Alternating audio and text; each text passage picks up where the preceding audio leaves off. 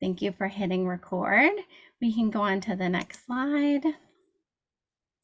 And these calls are based around the medical oral expanded care, or the More Care framework. And Grace just popped a link into the chat with more information on CQI's framework about More Care. Please let us know if you have any questions on that, and we can head on over to the next slide after this.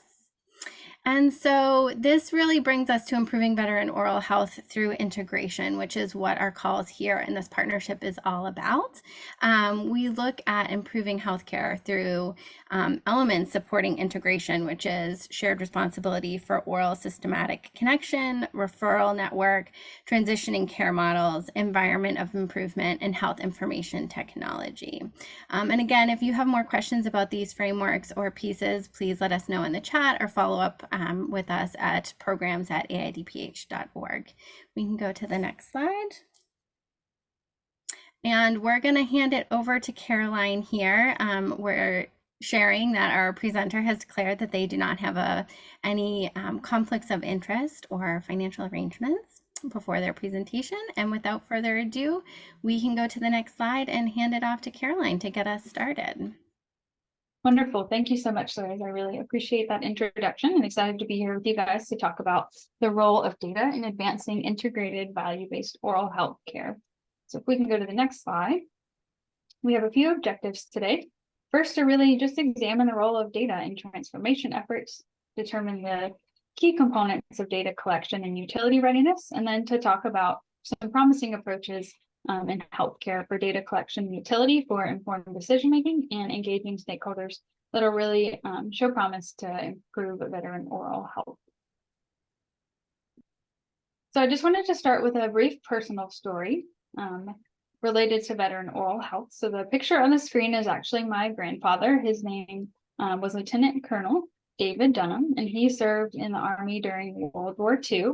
And after his service, he actually had the chance to go to college. And then he served as a dentist during the Korean and Vietnam Wars. And he was stationed in a bunch of different states in the United States, also abroad in Germany, which is actually where my dad was born.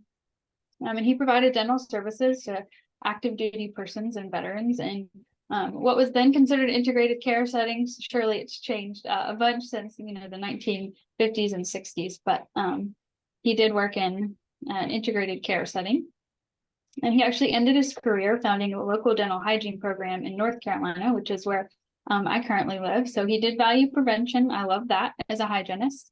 He did that in the 1960s when he was actually diagnosed with colon cancer, and he passed away before I was born. So I never got to meet him, but my grandmother would always tell me stories about him, his career, and his passion for active duty and veteran communities. So these stories really did rub off on me and my heart for the veteran community and love for dental public health and improving our healthcare system. So that's one of the reasons why I really am excited to be here with you guys today. And one tool we really have to improve our healthcare system in the more modern day is data. And so I'm really excited to talk through what health data means and what we can do with it today. Next slide, please. So before we jump into the fun nuances of data, I want to frame our conversation with a bigger picture. And as you guys are probably all fairly well aware, we're in a bit of a conundrum with our current healthcare system. Our traditional dental care system is largely siloed from medical care. It's generally reactive to oral disease over preventing disease. And this has really led to many disparities in care access and costs between populations, which includes the veteran population, definitely. And in order to address these issues, we really have to improve prevention access, care integration, and tracking and paying for improved health outcomes. So that vision is termed value-based care. That's what you can see on the slide. And data really is a key component to achieving this vision. So I want you to keep this larger vision in your mind as we go through the presentation today. Next slide, please. So what is health information, health data? Health data is really just any information related to a person's personal and health histories, symptoms, diagnoses, services they receive, diagnoses, and outcomes. Oh, we could go back. Thank you. But most importantly, health data is really a person's story. So I want to keep in mind today that data comes from real people. It's not just numbers on a screen or evidence to be used for the purposes of those who are collecting the data or using the data. It comes from real people. So to start thinking about different categories of health data sources that we have access to in healthcare and in dentistry, I put them in 3 main buckets, and we'll go through each bucket. So first is the individual person or patient data, and it can include all types of information like demographic information, health and dental histories, patient experience, maybe at a particular visit, but also lived experiences of a person outside the healthcare setting. It includes things like social drivers of health, healthcare services that a person received, diagnoses, habits and routines like oral health habits and routines, wearable device data. And in dentistry, we have, for example, electric toothbrushes that collect brushing data, which I think is really interesting. So that's application to those types of devices in dentistry. So those really are data sources from an individual person or patient. And then when we're actually able to take those individual person and patient data and aggregate them at the population level, then we can really start to see, track different things in that category, like experiences, diagnoses, social drivers of health, by population. And an example of that is veteran status. So when we, aggregate data by veteran status, we can understand differences between maybe the veteran population and, the population who are not veterans. When we start to do that. And then we also have access to financial and operational data. And that can include all types of things. This is not an exhaustive list for sure, but we have access measures when it comes to financial and operational measures like unique patients or broken appointments. We understand and collect data around expenses and revenue and cost of a visit or a service, total cost of care. So these things really do work together to give us a big picture of what's going on in a particular clinic or in a particular state that we can use for decision making. So before we go on to the next slide, if you could just use the chat as we keep going, I would love to know in your organization or your practice, what types of data do you collect or utilize in your work? I'd love to know that as we keep going. All right, next slide. Thank you. So we have all these types of health data. Again, that wasn't even an exhaustive list, but having a lot of health data really is not enough. We have to be aware of what we have. We have to understand what it means, and we have to act upon that understanding. So really having access to all those types of healthcare data really are the first step in a cascade. Next slide. So what really is the value of collecting and having access to all these types of health data? Well, having access to these health data and measuring what you do and who you do it with really gives you insight into your patient population at a clinic, at a state, or even a national level. It gives you insights into care access and delivery trends. And it also helps you understand your operational and financial outcomes, which are all really important components when it comes to value-based care. So really data at the foundational level allows you to do an assessment of what's going on in your environment and determine where opportunities for improvement exist. And it also, at the end of that cascade, really should inform responsible, evidence-based stakeholder decision-making, whether that's at the clinical level, maybe at a state program level, or at the policy and regulatory level. Data can inform decisions at all levels. And next slide. So I wanted to show a brief example of how this works in action through an example from a specific resource created around veteran oral health by AIDPH and CareQuest Institute. So they actually took different data sources. You can see those listed here, whether they were national, so from the VA, data from the US Census Bureau. They took aggregated state-based data from the BRFSS. I can never say that slow enough, and analyze and put them together into these state reports, showcasing the state of veteran health, inclusive of oral health in any state. So I took a screenshot of the North Carolina one since that's where I'm from. It's really interesting to read through. But on the website, they have them for any and all states. So certainly encourage you to look at your state. But the reports really just show an environmental scan of what veteran health is like in a particular state, compares it to national averages. It's really great. And the presented insights in the report, so short, culminate into strategic recommendations for expanding veteran coverage, improving integrated care, and collaboration among decision makers to make veterans healthier. So it really does showcase the value of data, because foundationally these data and the way that they are presented here really do give us insight into the veteran population and help us determine where opportunities for improvement exist, but go beyond that to inform decision making with these tools. So I would definitely encourage you to check that out. And next slide. So I know that all sounds cheery and wonderful and great, so ideal, and anyone who works with data on this call probably knows that it's not always that easy. So I wanted to take a minute and just acknowledge some barriers when it comes to data-driven transformation efforts and decision-making. That way we can start by acknowledging these barriers and brainstorm together some solutions for overcoming some of these challenges, which I know is part of our discussion in the next section of the call today, where we get to have great discussion. So as I go through these barriers, I would love to see in the chat, if any of these challenges resonate with you, if you've experienced any of these in your work. But we'll go through these. We may not speak to each one of them one by one, but just wanted to share a few. So perfect. We are on the individual person or patient. So these are organized by the same buckets we just saw, so we can draw easy connections.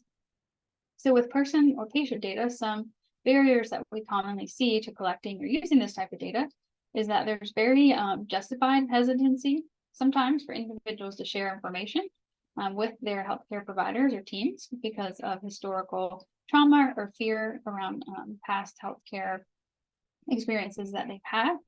And sometimes there's inaccurate self-reporting due to patients misremembering, not always having access to their disparate records across different healthcare providers and specialty services, but also patients don't always have options that they might identify with when selecting to report information to their healthcare provider. When it comes to, we're lacking in dentistry when it comes to coding, and especially with electronic dental records, there's oftentimes inability to record the proper data or put it in the proper format for reporting and data exchange between different types of providers. So with population health data, a lot of times there are missing data when we think about maybe race, ethnicity, ancestry and language data, or real data, or sexual orientation and gender identity data, or SOGI data. Just in this example, a lot of demographic information is often missing when we aggregate data to the population level, which really hinders our ability to identify inequities and solutions to reduce them. And then just wanted to say too that when we aggregate data into a bunch of different categories, it oftentimes unintentionally separates categories and disconnects a whole person's identity or lived experience. So let's say a person identifies in different demographic categories, but then when we aggregate data and start to analyze them, we slice up those demographic categories and don't necessarily look at them as the whole picture, and that can really cause some unintentional separation of data. And then lastly, financial and operational data. Oftentimes there's challenges with the administrative burden of collecting and accessing that data across the healthcare team or at the state level, and it's often prone to lag because of challenges with billing and collections, especially at the clinical level. All right, next slide. So I know we just looked at a lot of barriers and challenges, and I know for me sometimes that can feel a little overwhelming, but truly to get over those barriers and come to solutions that work, it really is a learning process of building data infrastructure that takes time and intentionality. So I outlined a framework for that process here. And again, it's just a quick framework, but I want to walk through each step to really show us, what it takes to be ready to engage with quality data. So the first step is buy-in. So buy into the value and the process of data from all stakeholders that are going to be involved in whatever process you're trying to do with collecting data, reporting data, receiving or utilizing health data, because this really creates a solid foundation to work from as you go through the next steps to have everyone bought into the process of the value of data. So next is doing an evaluation of what existing data or tools that you have, what tools you may need to obtain to be able to collect or track data, to be able to report or receive data, and then training all the stakeholders that are now bought into the process in using these new tools and these new processes, policies, because those are really going to create a standardized approach to working through the changes that you want to see when you're working with your data. So third is bringing all stakeholders that you've been working with into the goal setting process together as they're going through training with new tools and new processes, really starting to brainstorm and think about together what you want to accomplish to really harness the power and the value of data. So once you've got your training in place, your goal set, as you start using your new tools and processes to collect or use data, building trust and transparency are incredibly important. And I don't want you to miss how important this step is, because on multiple levels, as you work with patients to collect or use information about their histories and their lived experience, it's really important that they understand why you're asking for this data and how you're going to use it. Or let's say you're at potentially a state level, or you're a payer, transparency with dental practices as their data are being used for public health monitoring, analyses and reporting, and decision making. It's really important that dental practices understand what you're using their data for. So this step is really, really critical to be successful in receiving good quality data for decision making. So we're almost done. As you've tried your new tools and processes, really reflecting how it went along the way in the last steps, and making the changes you need to support improved infrastructure is also really important. So a little bit of that quality improvement process here to say what worked, what didn't work, and what can we change to improve the quality of data that we have access to make decisions. And then, of course, lastly, the goal that we want to get to is once you've built up your readiness, you've got infrastructure in place, you really can use the data that you've collected to advocate for change. So I wanted to share a quick example that runs through these steps to hopefully make them more practical as we work through the last few minutes here together. So this example is more clinically focused, but there are definitely more examples that we could go through. But just think, maybe put yourself in the shoes of a new dental director who works for a community health center. And you notice that when you start your work at the health center, that the referrals you get from your medical center and medical providers usually includes positive indicators for social drivers of health, where applicable, of course. So then you start thinking about that, and you work with your administrative staff to uncover that you actually don't screen for social needs at your dental clinic. It's not something that you guys have in place. So at your next staff meeting, you have a nurse at the community health center come and talk to your dental staff about the value of this data for them, and everyone agrees that that should be a standard practice in the dental clinic. So then you have some medical colleagues come and actually train all of your dental staff on using the screening tool as they use it, and you all work together to set common goals for implementing the tool, since the tool can now be implemented in the medical clinic and the dental clinic. You'll be using the same tool. So we've got the tool in place, you've been trained. When you start to utilize the tool with patients, it's really, really important that you let them know why you're asking these new questions, so they're able to give you good quality information, that they trust you.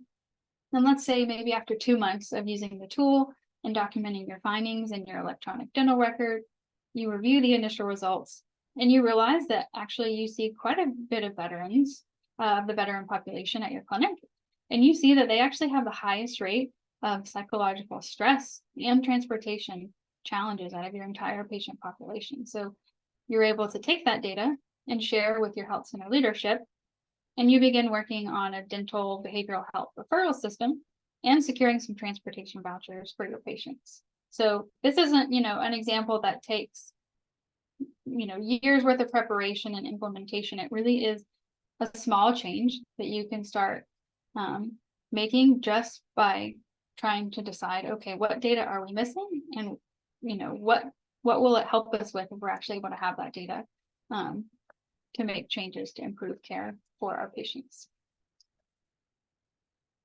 And last slide for me, please. Perfect. So to end, I've just listed a few solutions around data collection and utility that really do hold promise for improving the oral health and well-being of veterans. First being investing time and financial resources into those readiness steps that we just reviewed and data infrastructure, because they really are the foundation of making decisions based on data insights. And next, incentivizing. So incentivizing providers, practices, and states to improve their readiness and the readiness steps to obtain updated technologies and tools and report quality data. It really does support success in working with data to make decisions. Second is open access dashboards and reports, as opposed to something being private or behind a paywall, which really allow data to be more widely available to communities, to providers, to states for decision making and change that are really evidence-based. And there's a slide at the very end for anyone that wants to review later that just lists some examples and links to open access dashboards that include veteran oral health if you're interested to see what that might look like or how you might structure that at your in your work area. And then lastly, health information exchange guidelines. So there are definitely some existing national guidelines that enable and improve data collection between fragmented electronic health records. So if you think about dentistry and medicine, really electronic records oftentimes don't speak to each other. And these guidelines have been around for decades, truly. They include things like HL7 and CDA, and more recently, FHIR or FHIR. And as dentistry in the future is able to widely adopt these guidelines with medicine, there'll be better communication between medicine, dentistry, behavioral health, everyone who can adopt these guidelines and their health information technology to them. And this really shows a lot of promise for supporting interprofessional and value-based care for veterans. I probably am at time, but just wanted to showcase this is a readiness assessment that CareQuest Institute came up with. It's called the Value-Based Care Readiness Assessment, and it really is designed for dental and healthcare leadership teams to evaluate organizational readiness to transition to value-based care in dentistry. And this includes your data and analytic readiness. So definitely encourage you to check that out if you or your organization work directly with patient care. All right, and we can skip the summary slide, and the last slide is just for everyone to look at with the links. So that is all from me today. So I guess I will take questions. So let's see, is there anything in the chat? Yes, there was a question from Teresa. Anyone aware of data around veteran disability level and the amount or severity of dental care needed? Looking for it in the chat, but I would say, and Annalise or Stacy, I think that the AIDPH's and CareQuest Institute's Veteran Oral Health Dashboard could possibly have some information on that, because it is pretty comprehensive, but I'll see if you guys have a better idea. I am not aware of any publicly available data that releases disability status and in connection to the severity of dental care needed. There are no publicly available VA or BRFIS or like those major surveillance systems that collect those two indicators in conjunction with each other. Thank you. And I would also say, if you have questions now, please, I invite you to come off mute and ask them. We have quite a few participants with us today, so I can't see the full screen if folks are raising their hands, but please jump in. We'll spend a few minutes on questions now, and I invite you to bring those forward now.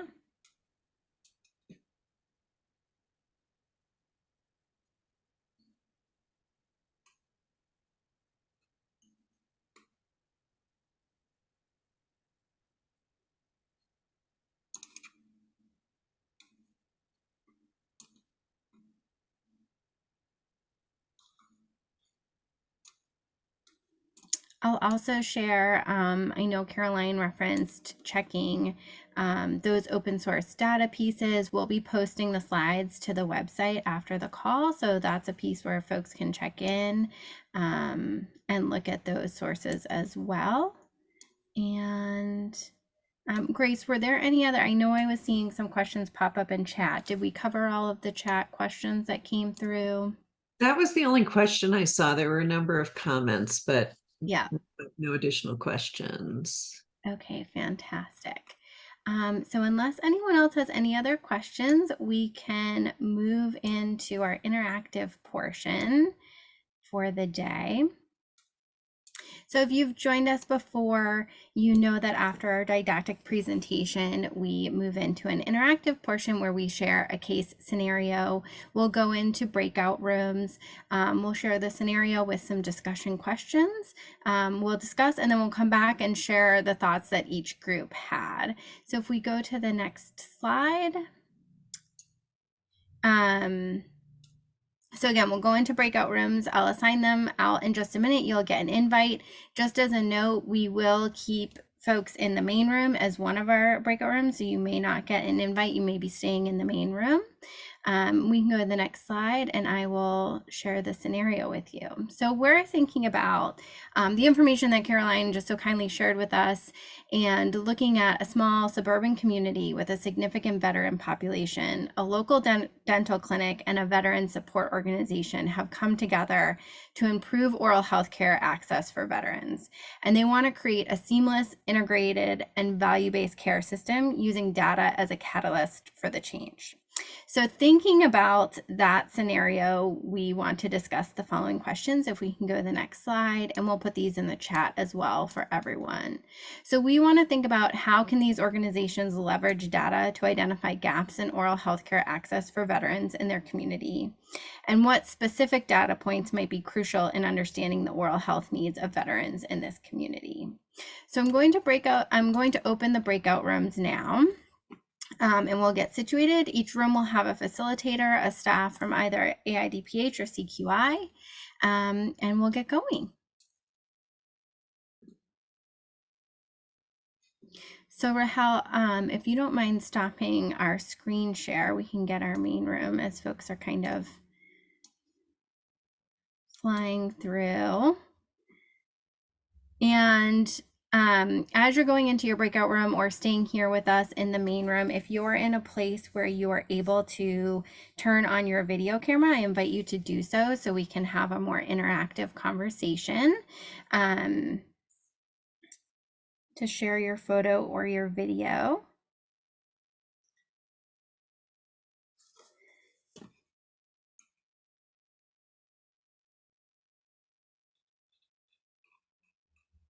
Give folks just one more second here to get situated.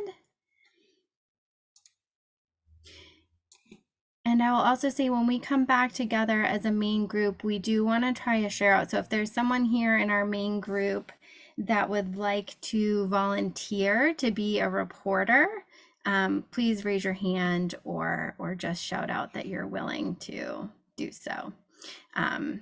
Or Grace or Stacy might call on someone to volunteer you to do so. So with that in mind, we can get started with our first question, which is, how can these organizations leverage data to identify gaps in oral health care access for veterans in their community? And again, just as a reminder, we're looking at a scenario where we have a local dental clinic, a veteran support organization coming together to do this work. So I can just invite folks to jump in with their thoughts.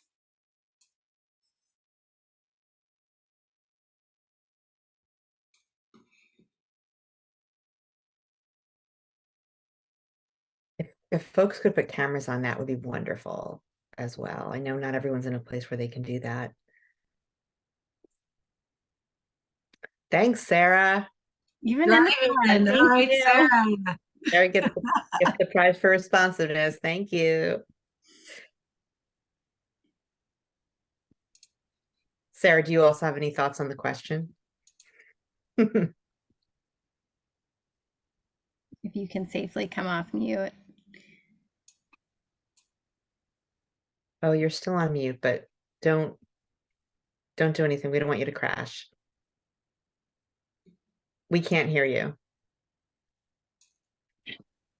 I'm actually driving up to my driveway parking, so we're good to go. But yes, I think both, and again, this is kind of the struggle that I personally deal with is one, as the dental clinic or mobile clinic, who on the veteran side can I contact? So the enlightening part in this question for me is knowing that a veteran oral health or veteran organization might be the first one to contact as the dental provider or dental clinic trying to provide veteran care, oral health care to veterans. So that was just enlightening in the question itself. As a dental provider, I think how we can come together is, again, coming up with data that we want to answer, right? Like, what does this, what are we trying to answer between the two populations, and how can I, as the dental professional, help in that aspect? And I guess identifying barriers would be the other, I guess that would be identifying barriers, right? It's just identifying the problem. But I find that really overwhelming too, because is it the administrative staff that I should be talking to as the clinician? Obviously, it probably would be. And then is it collaborating both with the population as well? And I guess that's where my struggle is too. And that's why I'm here to learn as well. It's just to help facilitate my services to veterans, to organizations, and things like that. McAllister, do you want to jump in? Yeah. Hi, Sarah. It's so good to see you. I really appreciate everything that you just said. I think you bring up a really excellent point too of, I guess, as we talk about where do we, like, what data do we want to, where should we be looking? So I see two players in this one. We have an opportunity to leverage the veteran organization as a way to at least start getting some information about perceptions that these veterans are having about barriers to care. Like, are they having trouble because the hours aren't working, because they didn't know that this is a clinic that's available? They don't know what their benefits are. So using that as a point of like, we know this is where veterans are, and we can at least get some information about what they're perceiving barriers. But then looking at the community health center too, in terms of like, what is their capacity? Like, if they want to start to bring in these to create space for veterans, like, what does that look like? What's their staffing look like? What's the availability? What's going to be, what will make sense for what that health center has available to them?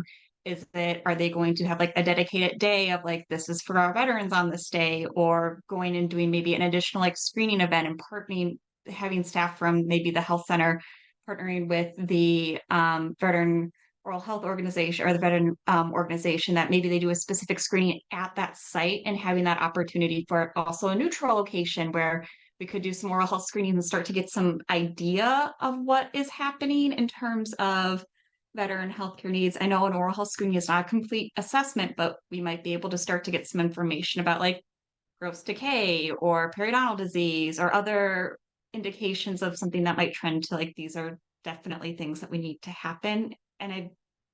So I guess those are the two things, is like leveraging the veteran organization as a place where we know we can talk to veterans and see them, but then also acknowledging that we might need to, as the health center, might need to have some flexibility of like, we might need to first go to them before we can bring them to us, I think is what I'm trying to get at with that. I love that, McAllister. Because at AIDPH, we're really trying to dig deeper into the, oh my gosh, I'm not going to get the acronym right, but it's the patient-centered, patient-focused piece of the research and engaging with the population. So whatever that might look like there's a lot of different ways that can happen. So I think that was a really great point that you guys brought up, is like, how do we meet the needs, and hearing about the needs from the population directly is so critical.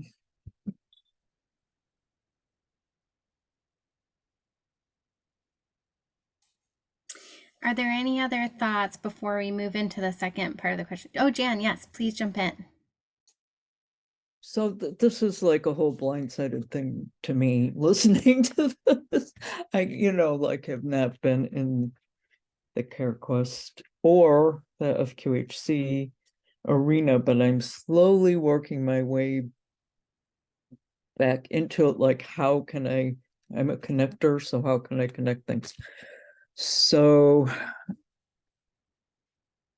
the first thing that popped up, McAllister just, it's like, working with the FQHCs for so long, and then now learning about the VA and how they process veterans and oral health and, overall care thing, which the VA seems to be making a stab at that overall health of a person.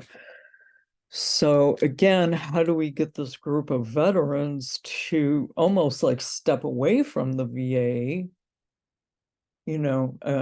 who has been taking care of them, to shift over to other community health situations? And reading again the scenario, you're looking at a really small group, like, what is it, small suburban community. So that's kind of different than the whole scope of veterans oral health and how to get them care. So I'm not trying to throw up another barrier, but I'm thinking now like along the lines of state oral health departments and also state oral health coalitions being organizations that might be able to identify those veterans or put out some kind of call to educate them that they can get this care. I don't know if that's probably babble for the most part, but I look at myself, I'm not a veteran, but if I was and I lived in a small community, it's really, or anybody, to find out what's available to them for care, for oral health care. That's been one of our big things all along through, Open and Oral Health 2020. It's like giving that voice to the people, in this case, the veterans, to let them know this care is available. And it's going to be paid for, and all of those other access things. So I don't know. It's really more of a question than an answer, but something to think about, I guess.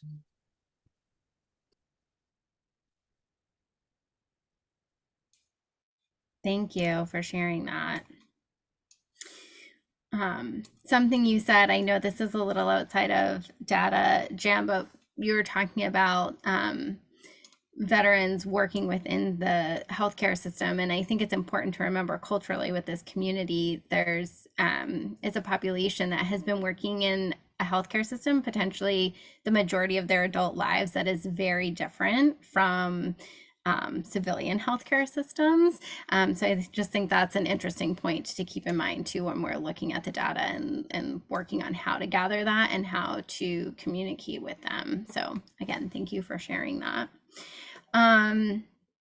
And unless we have other thoughts on this first piece, I would love for us to also look at the second question, looking at specific data points that might be crucial in understanding the oral health needs of veterans in this community. If people have thoughts there too. And Liz, we can also continue that when we go back. I think they're going to kick us out in about maybe 20 seconds plus a minute. Yeah, So so we'll have some extra time. I think we'll Yeah. have extra time as a full group. Yep. Do we have a reporter volunteer?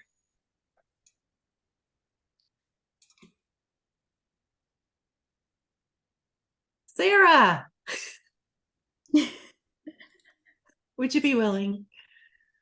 Absolutely, I don't mind. I warned y'all that Stacy and Grace are here and they'll volunteer you. It's okay. Thank you, Sarah. Hello, everyone. Welcome back to the main room.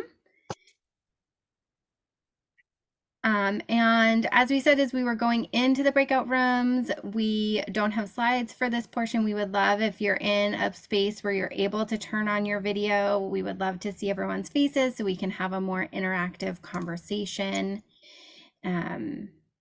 And we would love to report out, but we do have some extra time. So if there are pieces, I know our group was just starting to dive into the second question, looking at specific data points. And so if other groups didn't able to get to fully discuss that, I would invite us to have that conversation as a larger group here as well, and then share some thoughts from the first questions that you had in the breakout session. So I would say to the folks that were in the main room and folks from the breakout room, does anyone want to share thoughts on specific data points and that question that we were looking at?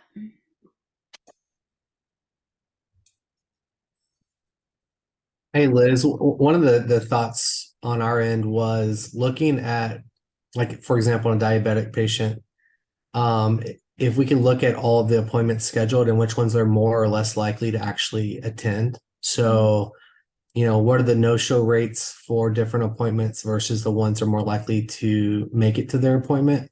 And could that be an opportunity for us to better learn what they're doing and how we can build, you know, we can build that off of that to improve attendance rates for appointments. The other data points would be, you know, pulling up zip code and area code data to cross-reference for, you know, social determinants of health and things of that nature. So I love that. It would also be interesting looking at the no-show piece, if there was some sort of follow-up mechanism to get in touch with folks and see perhaps what the barrier was, and if it was a specific type of appointment or a transportation piece or something else. That's great. Does anyone else? And again, I'll just share, we have quite a few participants, so please just jump in and unmute yourself. We might not be able to see you on the screen if you are raising your hand. So if anyone else has thoughts on the specific data points that they think would be relevant to trying to move this type of change forward with data. Happy to share for our room, Liz. So an important point I thought that was made in our room was about veterans being owners of their own data, all their own data points, especially around different chronic diseases or diagnoses they might have, including oral health status or diagnoses, whether it's digital or paper copies, since they often get care in different places, whether that's the VA or at a particular, in this example, a dental practice that's not connected specifically with the VA. That they are owners of all their own data, they have access to it. That way, they can do their best to try and keep it all together for the VA to have access to for their care, which I thought was really, really important.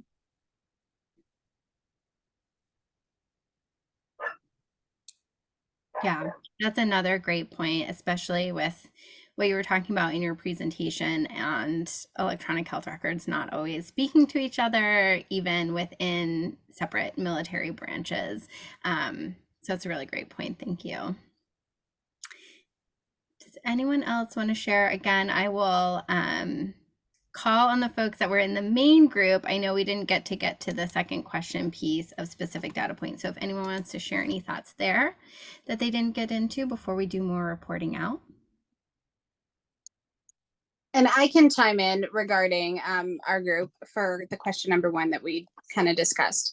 As the dental provider side of things, and not knowing how to reach the veteran community, it was just enlightening within the question just to know that I can go to a veteran organization just to connect with the veterans themselves, use that organization as a pathway to get to them.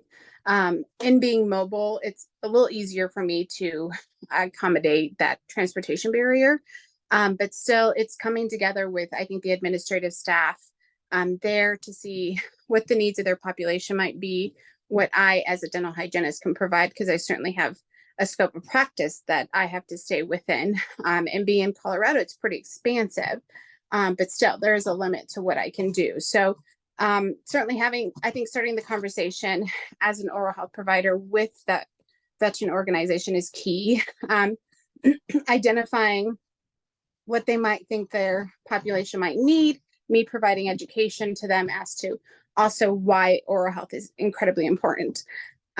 We also discussed FQHCs or other clinics being more accommodating to the veteran community, to the organization, depending on hours, and meeting the patients or meeting the veterans where they are in their needs. So being a little bit flexible, whether that's on time, days, things like that, to make it more accessible. And then it's just, I like coming together with them and with the administrative staff and the oral health provider, and just coming together and just trying to figure out what data points we want to look into and answer as well. Thank you, Sarah, and thank you for representing the main group. I know Matt and Caroline, you shared some from your groups before. Are there any other report outs, pieces that folks haven't shared yet that they'd like to share here? This is Wei Sum. I wanted to talk about the education piece of medical providers. It was discussed in our group how it's an uphill battle because on the medical side of things, there's a lack of awareness, education, or just not consider their standard scope of practice to conduct things like oral health risk assessments, making referrals to appropriate dentists, or having a referral network set up. And so we talked about educating those providers as a way to bridge the gap of what might be a program, what a program might look like in this case study. And let me check my notes.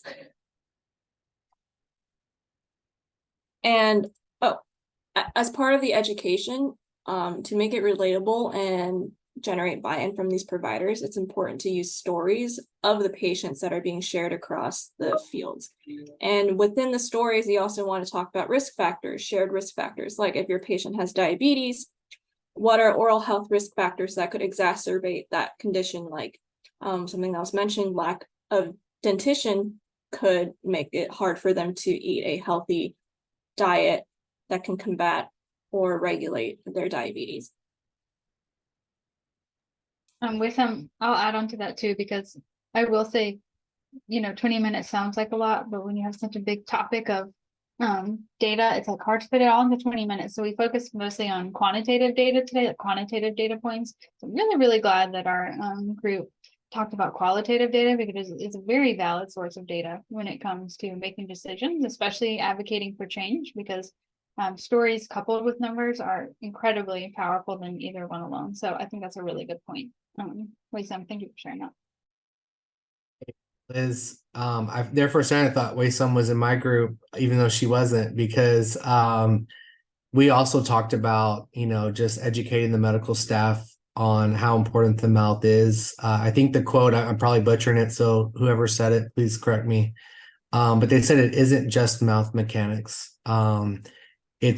It's more important. It's the biofilm. It's the first stage of the gastrointestinal tract. So really helping educate the medical staff on why the mouth really matters, and how it plays a bigger part in the overall health of an individual. But then secondarily, learning from the physicians on things that oral health providers and physicians need to be aware of to support their work. So it's really that cross collaboration between learning that's shared between the providers.